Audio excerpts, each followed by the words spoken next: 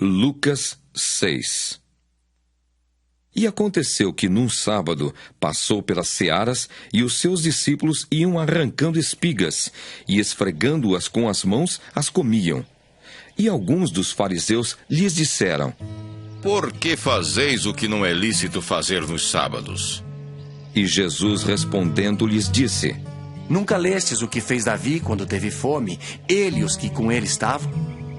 Como entrou na casa de Deus e tomou os pães da proposição e os comeu, e deu também aos que estavam com ele, os quais não lhes era lícito comer, senão só aos sacerdotes? E dizia-lhes: O Filho do Homem é Senhor até do sábado. E aconteceu também, em outro sábado, que entrou na sinagoga e estava ensinando, e havia ali um homem que tinha a mão direita mirrada. E os escribas e fariseus atentavam nele se o curaria no sábado, para acharem de que o acusar. Mas ele, conhecendo bem os seus pensamentos, disse ao homem que tinha a mão mirrada: Levanta-te e fica em pé no meio. E levantando-se ele, ficou em pé. Então Jesus lhes disse: Uma coisa vos hei de perguntar. É lícito nos sábados fazer bem ou fazer mal? Salvar a vida ou matar? E olhando para todos ao redor, disse ao homem: Estende a mão. E ele assim o fez, e a mão lhe foi restituída sã, como a outra. E ficaram cheios de furor, e uns com os outros conferenciavam sobre o que fariam a Jesus. E aconteceu que naqueles dias subiu ao monte a orar, e passou a noite em oração a Deus. E quando já era dia, chamou a si os seus discípulos, e escolheu 12 deles, a quem também deu o nome de apóstolos: Simão, ao qual também chamou Pedro, e André seu irmão, Tiago e João, Filipe e Bartolomeu, Mateus e Tomé, Tiago, filho de Alfeu, e Simão, chamado Zelote, Judas, filho de Tiago, e Judas Iscariotes, que foi o traidor. E descendo com eles, parou num lugar plano, e também um grande número de seus discípulos, e grande multidão do povo de toda a Judéia e de Jerusalém, e da costa marítima de Tiro e de Sidom, os quais tinham vindo para o ouvir e serem curados das suas enfermidades, como também os atormentados dos espíritos imundos. E eram curados. E toda a multidão procurava tocar-lhe, porque saía dele virtude que curava a todos. E levantando ele os olhos para os seus discípulos, dizia: Bem-aventurados vós, os pobres, porque vosso é o reino de Deus. Bem-aventurados vós, que agora tendes fome, porque sereis fartos. Bem-aventurados vós, que agora chorais, porque haveis de rir. Bem-aventurados sereis quando os homens vos aborrecerem, e quando vos separarem, e vos injuriarem, e rejeitarem o vosso nome como mau, por causa do Filho do Homem. Folgai nesse dia, exultai, porque é grande o vosso galardão no céu, pois assim faziam os seus pais aos profetas. Mas ai de vós, ricos, porque já tendes a vossa consolação. Ai de vós, os que estáis fartos, porque tereis fome.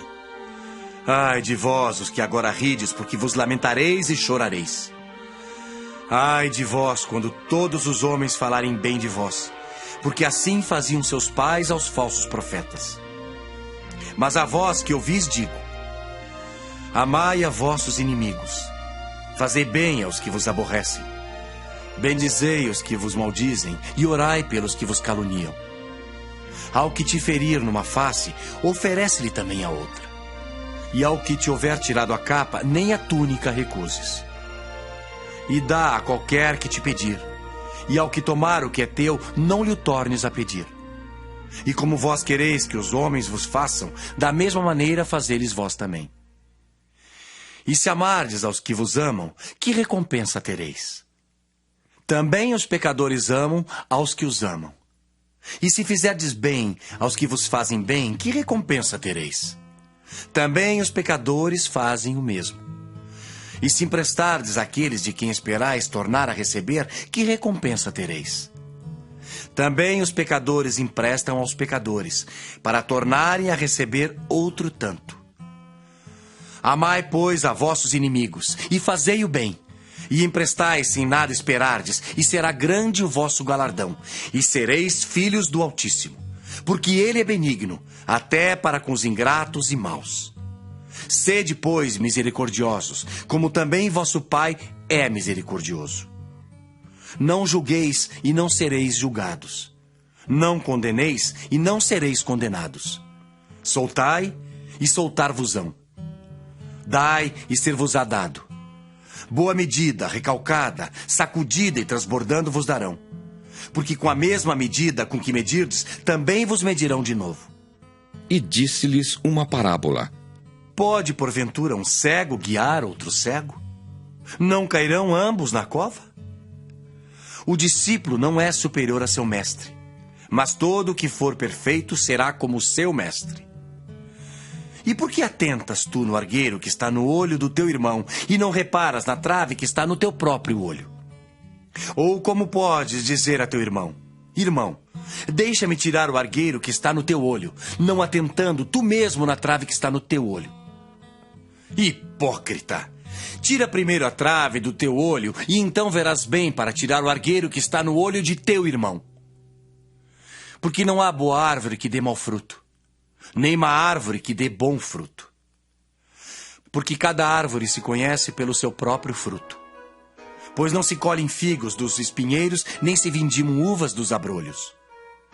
O homem bom do bom tesouro do seu coração tira o bem, e o homem mau do mau tesouro do seu coração tira o mal. Porque da abundância do seu coração fala a boca. E por que me chamais Senhor, Senhor, e não fazeis o que eu digo? Qualquer que venha a mim e ouve as minhas palavras e as observa, eu vos mostrarei a quem é semelhante. É semelhante ao homem que edificou uma casa e cavou e abriu bem fundo e pôs os alicerces sobre rocha. E vindo a enchente, bateu com ímpeto a corrente naquela casa e não a pôde abalar, porque estava fundada sobre rocha. Mas o que ouve e não pratica é semelhante ao homem que edificou uma casa sobre terra, sem alicerces, na qual bateu com ímpeto a corrente e logo caiu. E foi grande a ruína daquela casa.